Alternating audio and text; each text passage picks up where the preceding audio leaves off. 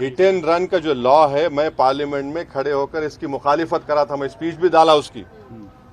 Criminal jurisprudence में आप 2 साल से 10 साल कर देंगे, ये क्या है भाई? ये क्या बनाना चाह रहे इस मुल्क को आप? ठीक है, वो गलत है, क्राइम है, मगर 10 साल कैसा करेंगे आप? और उसमें आप बेल नहीं होंगी। मैं उस वक्त वार्न करा था लोकसभा में मेरी स्पीच में, मगर 306 आपके, आप लोग आज हवा में उड़ रहे हैं, जमीन पे पैर ही नहीं है आपके। अब जब पूरे ट्रक ड्राइवर्स निकल गए और पूरा शहर जाम हो गए, शहरा जाम हो गए, रोड पे पेट्रोल नहीं, डीजल नहीं, तो जब इनको ख्याल आया, क्यों प्राइम मिनिस्टर मोदी और अमित शाह आवाम रोड पे निकले डरते हैं लोग? अबे पार्लियामेंट में हम बोले आपको वार्न करे, मत करो ये काम आप, मगर आप नहीं सुने। मैं फिर से कह रहा हूं, ये जो नया तीनों फौजदारी के कानून लाए, ये रोलेट एक्ट की याद दिलाता है। मैं फिर से कह रहा हूं, अगर आज महात्मा गांधी और भगत सिंह रहते तो बोलते ये तो रोलेट एक्ट है, ये इससे बहुत नुकसानात होने जाएंगे, बहुत से परेशानी होने जाएंगे। अब देखना इसका गलत इस्तेमाल होगा बहुत। सर, गिरिराज सिंह ने बात करते हुए कहा है कि सुन लो ओवैसी, राम मंदिर तो झांकी, अभी बहुत और कुछ बाकी है, ये बताया है सर, इस पर क्या कहेंगे? तो हम चाहेंगे कि भारत के प्रधानमंत्री नरेंद्र मोदी इनके इस बयान पर बता दें कि सच है।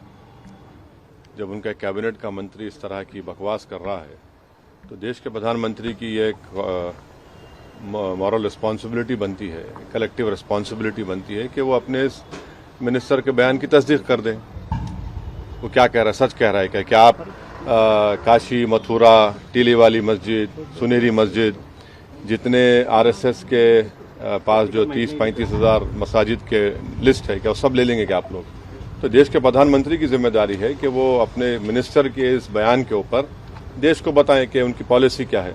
क्या ये बात सच नहीं है कि अगर 6 दिसंबर को मस्जिद नहीं शहीद की जाती तो कोर्ट का जजमेंट क्या आता? क्या ये बात सच नहीं है कि बगैर मुस्लिम पक्ष को बताए ताले खोले गए?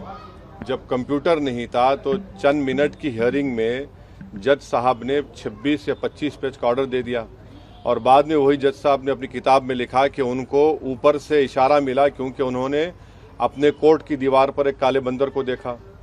क्या ये बात सच नहीं है कि जब जीबी पंत उत्तर प्रदेश के मुख्यमंत्री थे, रात के अंधेरे में बाबरी मस्जिद में मूर्तियां रख दी गई, उसके बाद मस्जिद को बंद कर दिया गया? ये फैक्ट है, सुप्रीम कोर्ट का जजमेंट फैक्ट है। इसीलिए हमने जब सुप्रीम कोर्ट का जजमेंट आया था, हमने कहा था कि सुप्रीम कोर्ट का जजमेंट बिलीफ के ऊपर आया है, और हमको इस बात का उस वक्त एप्रीहेंशन था, जो अब सच साबित हो रहा है अनफॉर्चुनेटली, कि आप देख रहे हैं कि मुख्तलिफ मसाजिद के ऊपर केसेस डाले जा रहे हैं। तो ये मैं जो कह रहा हूँ फैक्ट है, वो मैं मानता हूँ सुप्रीम कोर्ट जजमेंट, जैसा जस्टिस जे.एस. वर्मा ने कहा था कि supreme court is supreme but not infallible.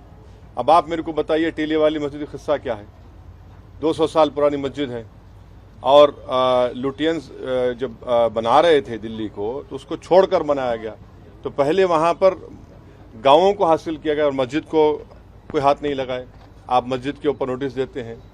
तो ऐसे कई मसाजिद हैं जहाँ पर संघ परिवार से ताल्लुक़ रखने वाले लोग या उनकी आइडियोलॉजी से अपने आप को करीब मानने वाले लोग इस तरह के कोशिशें कर रहे हैं ना। असदुद्दीन ओवैसी ही इस मुल्क का सबसे बदनाम आदमी है, बाकी सब राजा हरिश्चंद्र की औलाद है, दूध के धुले हुए हैं, इनसे कोई गुनाह हो ही नहीं सकता। मुझे अपनी बात करने का इख्तियार है। भारत का आइन, भारत का कॉन्स्टिट्यूशन, संविधान मुझे अपनी बात रखने का इख्तियार देता है। अगर आपको मेरी बात पसंद नहीं आ रही तो कान में रुई लगा लीजिए आप, मगर मैं सच्चाई को बयान कर रहा हूं। आप डिसएग्री करिए, मगर आप बोलेंगे नहीं, अब नहीं, तुम नहीं बोलना, हम वो कर देंगे। अरे भाई क्या करेंगे आप?